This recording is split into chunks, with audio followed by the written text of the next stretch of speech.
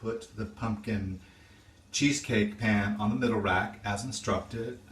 It's to bake at 350 for 15 minutes. Got my timer set. And then I am to reduce the oven to 300 degrees, and I'm supposed to bake it for approximately 70 minutes, it says, but we'll see. 70 minutes, or until the edges are light brown and the center is almost set. Not quite. So the center needs to be a little jiggly. Is my center jiggly? Is your center jiggly? I think if you have a jiggly center, you're probably in trouble.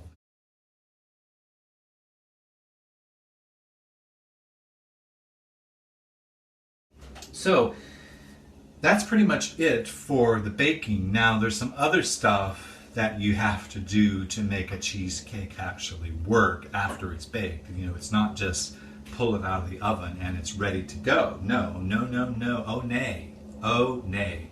There's stuff about letting it cool for a while, and then you cover it and you put it in the fridge for 12 to 24 hours until it's set, because evidently it sets more in the coldness. Now, that makes sense, but 12 to 24 hours, that's kind of a broad window of time. I mean, is it 12 hours? That's half a day or a full day? I don't know. I'll check it at 12. If it's not, or 24. I think it's all going to be fine. I really do. I really do think it's going to be fine. I've had such a great time enjoying my coffee, having a little more water. So for now, that's it. Now it's just waiting for this baking thing to go through. Like I said, it's going to bake for 15 minutes at 350. We're down to 11 minutes and 29 seconds.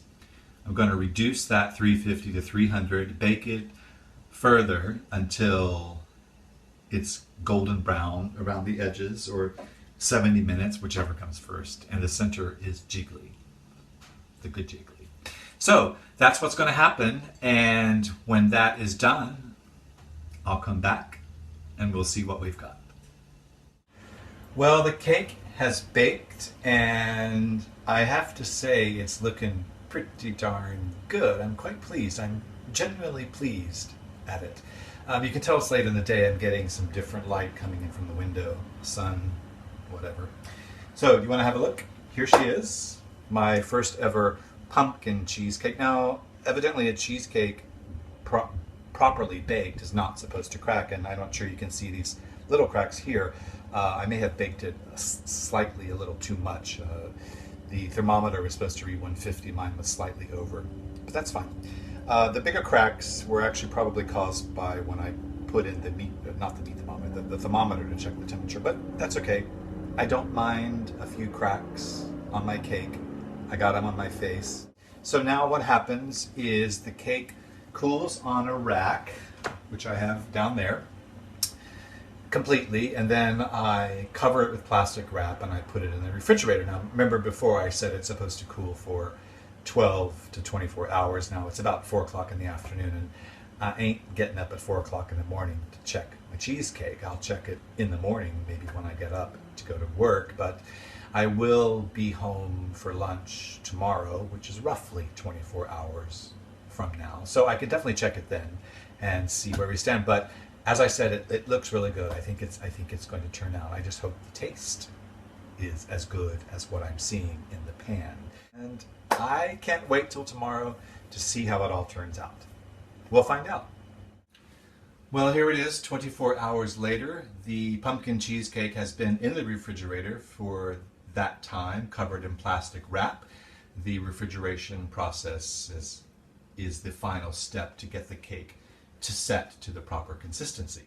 So I've removed the sides of the springform pan, and I'm going to pick up the cake now and show it to you. Looks lovely, doesn't it? You can see the sides are nice. You can see the darker color here at the bottom is the graham cracker crust. Not terribly even in my spreading there, I'm noticing, but that's okay. Now, I do have to confess to a little boo-boo. Yesterday, when I was attempting to wrap the cake in the plastic wrap, something happened, and as we all know, plastic wrap, whether it's Saran or any brand, can be frightfully uncooperative. It's clingy, which it's supposed to do, but it's a little too clingy, perhaps. So I did nick the top of the cake with my finger or my knuckle or something as I was struggling to get this bloody plastic wrap around the cake. You can see here on the top, I'm not sure how well you can see it, but this part right here is where I nick it. So there's a little bit of indention. I couldn't fix it by spreading it. What the heck. And you can see those are the cracks that we talked about yesterday. But it's a lovely pumpkin-y color.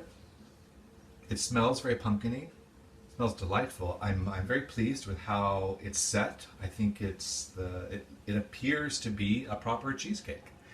But the test is going to be now when I actually take my knife and slice it and give it a taste. Now, I think I'm going to save half of the cake in the freezer just in case I get that last minute Thanksgiving invitation. And of course, if I do get a last minute Thanksgiving invitation, half a cake is all they deserve. Don't you think? I think so. Well, here I go. I'm going to pull out a knife right here from my dish drainer. I am going to make the slice right down the middle. It feels like it's cutting up very nicely. I want to make sure that I actually get my knife through the crust, obviously. So that looks good so far. Now I'm just going to do another little slice here. Again, I'm only going to slice half of the cake because, as I mentioned, I'm going to save the other half. So we'll see what happens. Make another slice here. I'm cutting it like you would normally cut a cake. That's why I'm not showing you. I mean, I'm assuming we all know how to cut a cake. Open up my magic cabinet, little saucer, plate, and I am going to pull out a spatula. Now I don't have one of those cute little, pie-shaped spatulas. I really should get one of those. So I'm just going to use a normal spatula and try to pull out my first slice of pumpkin cheesecake and see what happens. Now I don't want to break it because I want to be able to show it to you in a nice little presentation. So perhaps this spatula is not a good idea. What I'm going to do, I'm just going to take the knife and run it underneath the slice. Make sure it's nice and loose from the bottom of the springform pan, and that works much better. I definitely need to get one of those little pie-shaped spatulas, so note to self. So here we go. I'm going to show it to you on the knife. You can see the crust. There you go. Looks good, huh? Slide it right down onto my saucer. That was mostly crust. Tastes like a graham cracker crust. No surprises there. Here we go. Okay. It looks good. Here we go. My first bite of my first ever homemade pumpkin cheesecake.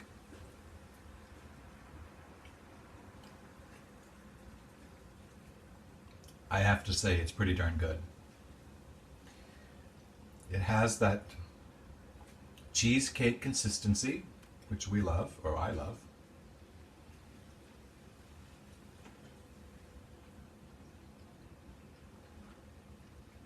It's delicious. I know I'm a bit prejudiced, but I think it's delicious.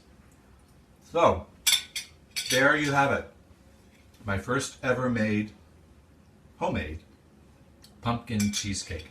And it was a success, I think.